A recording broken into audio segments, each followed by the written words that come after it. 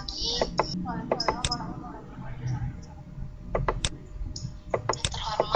Bapak dosen fakultasku mata kuliah agama Islam.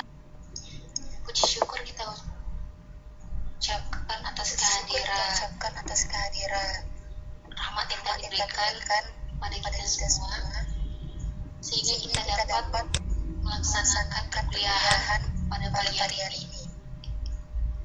Di sini kami akan jelaskan tentang ilmu pengetahuan teknologi dan seni dalam Islam. Sebelum itu, izinkan kami memperkenalkan terlebih dahulu. Saya Renayani sebagai moderator dan penyaji.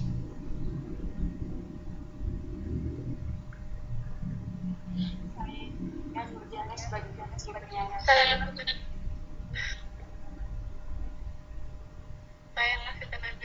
penyanyi. Saya Putri Amalia sebagai penyanyi.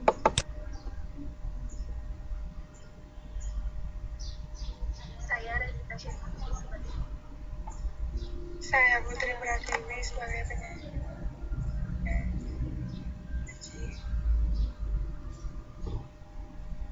Saya Mita Sulianti sebagai penyanyi.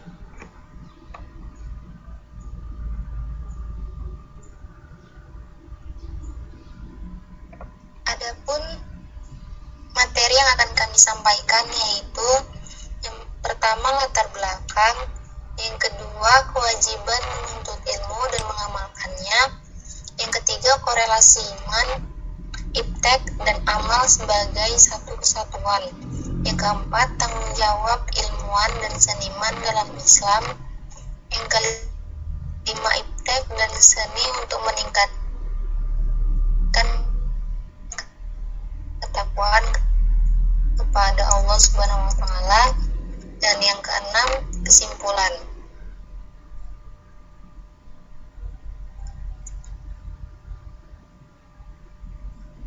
Next.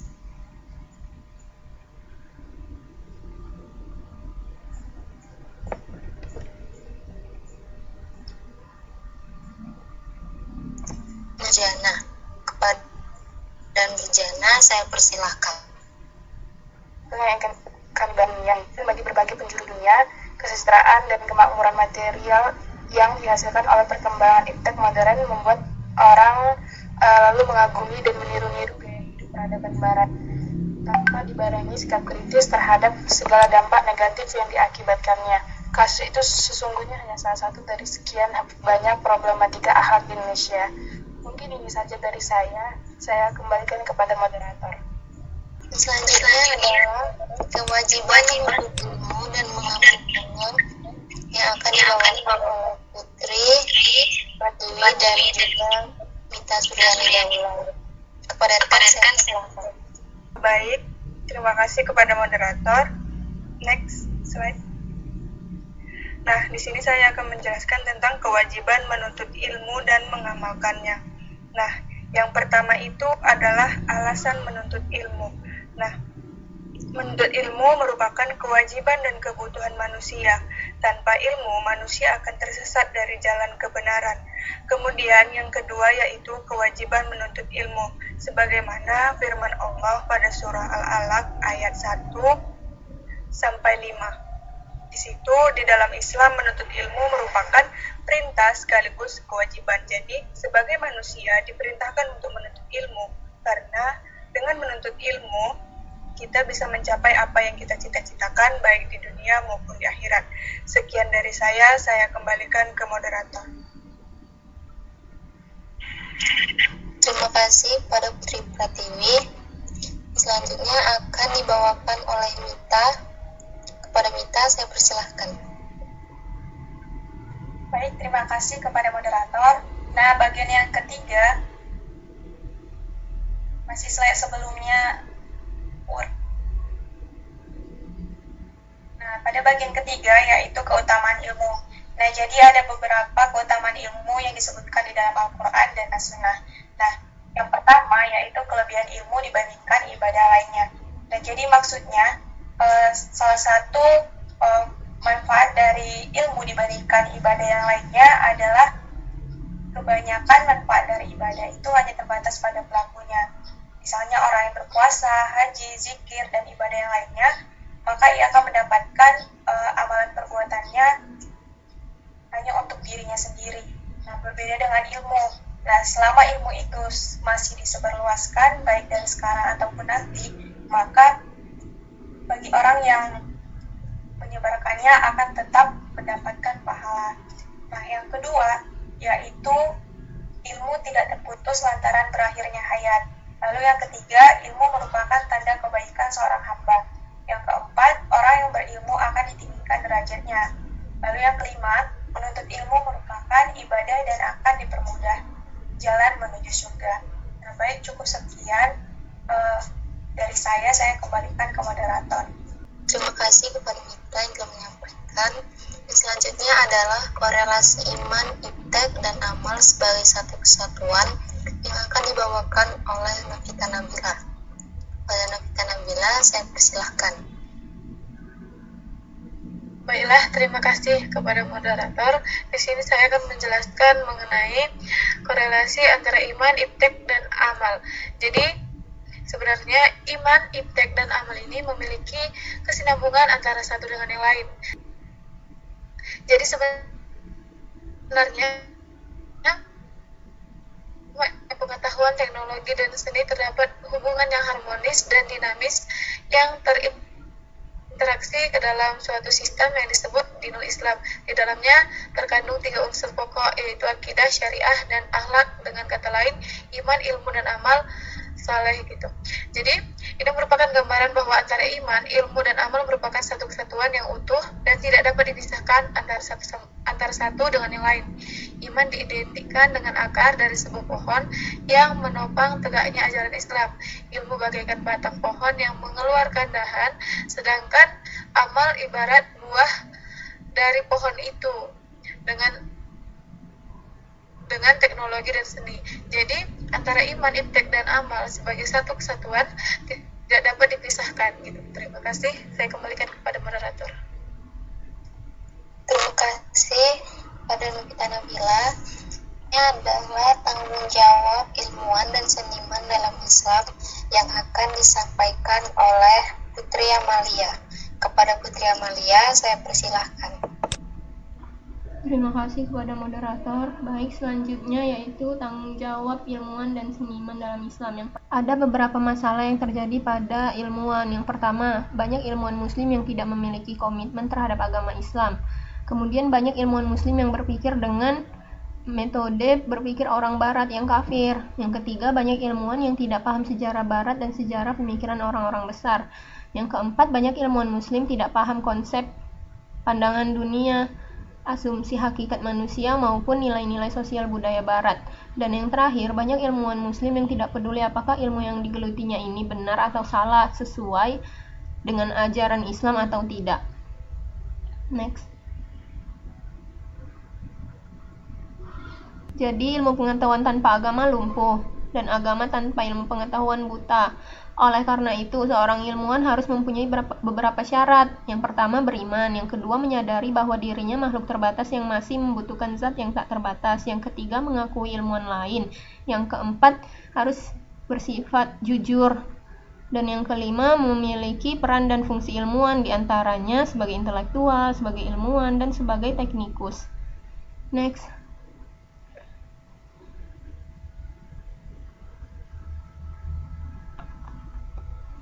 Selanjutnya, tanggung jawab seniman. Jadi seniman adalah istilah subjektif yang merujuk pada seseorang yang kreatif atau inovatif atau mahir dalam bidang seni.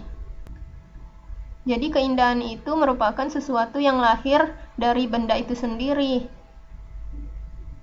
Jadi ada dua teori. Yang pertama, teori objektif, di mana keindahan itu adalah sifat yang memang telah melekat pada suatu benda indah yang sama sekali lepas dari siapa yang mengamatinya.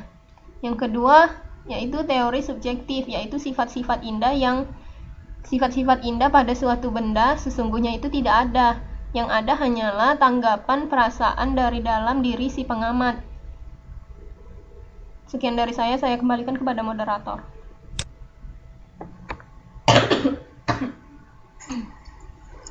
Terima kasih pada Putri Amalia. Selanjutnya adalah iptek dan seni untuk meningkatkan ketakwaan kepada Allah Subhanahu wa taala yang akan dibawakan oleh Razita Syairan. Kepada Razita saya persilahkan. Baik, terima kasih kepada moderator. Di sini saya akan membahas dua submateri, yaitu iptek menurut Islam dan penyikapan terhadap perkembangan iptek. Next slide, Wuri.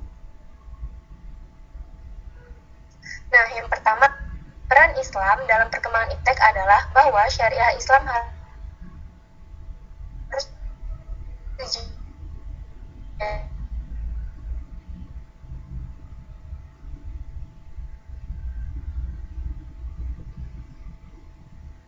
tolak ukur dalam pemanfaatan iptek.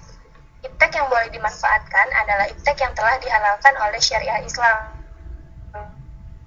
Sedangkan yang tidak boleh dimanfaatkan adalah iptek yang telah diharamkan oleh syariah Islam. Islam matnya untuk mempelajari, mengamati, memahami, serta merenungkan segala kejadian yang ada di alam semesta,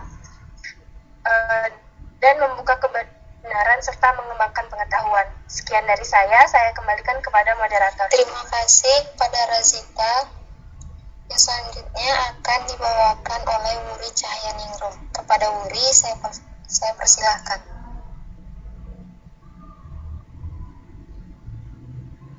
Baiklah, materi selanjutnya itu iptek akan bermanfaat apabila kita mendekatkan pada kebenaran Allah dan bukan menjauhkannya. Kemudian yang kedua, dapat membantu umat merealisasikan tujuan-tujuannya, terutama yang baik. Kemudian yang ketiga, dapat memberikan pedoman bagi sesama. Yang keempat, dapat menyelesaikan persoalan umat.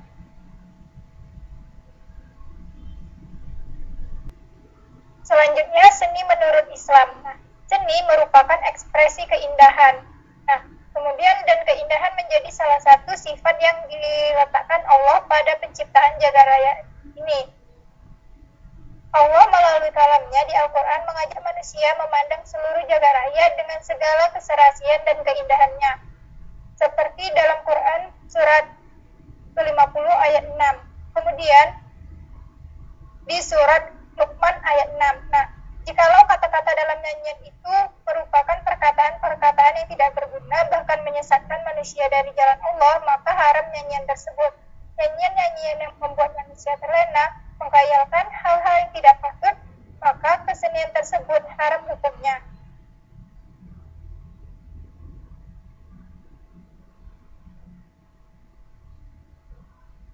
Kemudian kontribusi iptek dan seni dalam dakwah Islam. Nah, contoh-contoh kontribusi iptek dan seni bagi dakwah Islam diantaranya seperti arsitektur masjid yang indah membuat para jemaah senang dan nyaman beribadah. Kemudian ada wayang sebagai media dakwah bagi wali songo. Yang ketiga, perkembangan busana muslim seperti jilbab. Kemudian integrasi iman, iptek dan seni. Nah, jadi dalam pandangan Islam antara agama, ilmu pengetahuan, teknologi dan seni terdapat hubungan yang harmonis dan dinamis yang terintegrasi ke dalam suatu sistem yang disebut dinul Islam. Nah, di dalamnya terkandung 3 unsur pokok, yaitu akidah, syariah, dan akhlak. Dengan kata lain, iman, ilmu, dan amal soleh.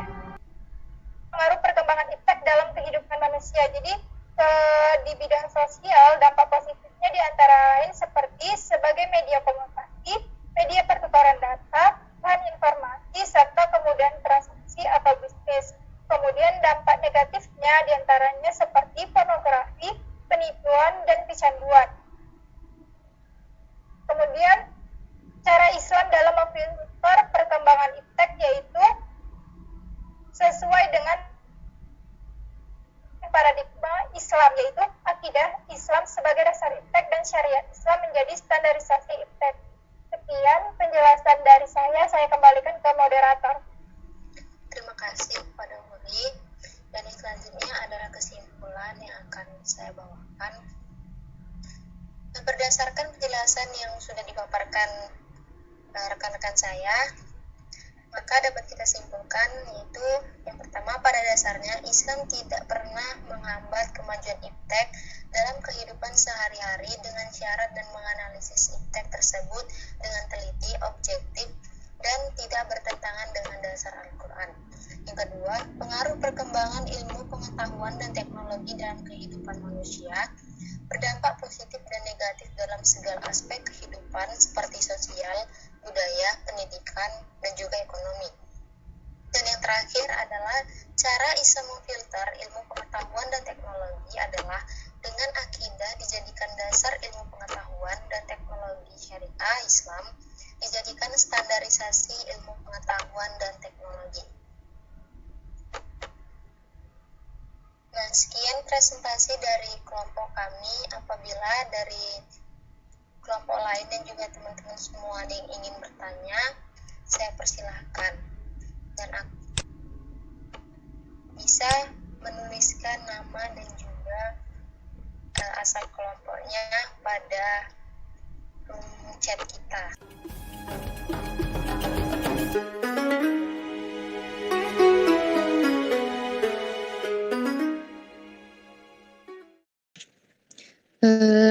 Karena Nur Hamida dan Ika Lestari satu kelompok, jadi kami memilih Nur Hamida dan Alwan. Kepada Nur Hamida dan Alwan, saya persilahkan untuk bertanya. Baiklah, terima kasih. Jadi, saya Nur Hamida dari kelompok 9. Ingin bertanya, jika tidak salah, tadi saya ada mendengar iptek yang sesuai syariat Islam dan yang tidak sesuai. Nah, jadi maksud dari sesuai dengan syariat Islam itu apakah ipteknya atau penggunaannya? Nah, kalaupun yang sesuai syariat Islam itu ipteknya, apa contoh iptek yang sesuai dengan syariat Islam? Terima kasih. Terima kasih atas pertanyaannya, Nur Hamida. Yang selanjutnya adalah Alwan, kami persilahkan. Baik, terima kasih kepada saudari penyaji yang telah memberikan waktu dan kesempatannya untuk saya bertanya. Saya Alwan Syarif Hasibuan dari kelompok 2 ingin bertanya. Sama-sama kita ketahui dalam sejarah Islam, contohnya ilmu pengetahuan dan teknologi itu dahulunya ilmuwan-ilmuwan Islam sangat mendominasi. Contohnya dalam ilmu matematika ada Al-Khawarizmi yang terkenal dengan Al-Jabarnya. Dalam bidang kimia juga ada Ibnu Sina dalam bidang kedokteran. Namun kita lihat pada zaman sekarang ini yang mendominasi itu bukan dari ilmuwan Islam gitu. Contohnya dalam hal peraih Nobel fisika, penghargaan, itu sangat jarang ada umat Islam yang mendominasi gitu. Yang jadi pertanyaan saya, bisakah saudari penyaji memberikan tanggapan mengenai hal tersebut? Terima kasih. Baiklah, terima kasih kepada Alwan dan Nur Hamida yang sudah bertanya. Jadi manusia itu tidak boleh terlalu fanatik atau berlebihan dalam mempelajari ilmu. Kemudian sikap berlebih-lebihan itu kan tidak baik gitu kan. Jadi sebagaimana dalam firman Allah dalam Quran surah Al-Maidah yang artinya itu adalah, katakanlah hai ahli kitab, janganlah kamu berlebih-lebihan atau melampaui batas dengan cara tidak benar dalam agamamu, dan janganlah kamu mengikuti hawa nafsu orang-orang yang telah sesat dahulunya. Dan mereka telah menyesatkan kebanyakan manusia dan mereka tersesat dari jalan yang lurus. Jadi dari surah ini dapat kita tafsirkan, jadilah kita itu golongan yang seimbang dalam mengerjakan agama dengan ilmu-ilmu yang jauh lebih menenteramkan jiwa kita. Nggak boleh kita berlebih-lebihan, karena itu cara yang tidak benar dan dilarang sama agama. Kemudian Rasulullah juga mengajarkan kan hidup untuk tidak berlebih-lebihan. Hidup kita itu harus seimbang seperti itu. Apalagi dalam beribadah dan beragama. Jangan sampai kita itu terlalu semangat yang berlebihan dalam beragama. Jadi imbasnya itu jadi kita tuh jatuh dalam perbuatan yang tidak baik gitu. Sekian jawaban dari saya kembalikan ke moderator. Bagaimana Saudara Nita Fadilah? Apakah bisa menerima jawaban dari kami? Baik, jawabannya saya terima. Terima kasih. Terima kasih kepada teman-teman semua yang sudah berpartisipasi pada presentasi kami. Apabila ada kesalahan dalam penyampaian kami mohon maaf. Dan kami kembalikan forum ini kepada Bapak. Nah, demikianlah presentasi dari kelompok kami. Apabila ada kesalahan dalam penyampaian, kami mohon maaf karena kesempurnaan hanya pada Allah SWT. Saya akhiri dengan wabillahi taufiq wal hidayah. Assalamualaikum warahmatullahi wabarakatuh. Waalaikumsalam.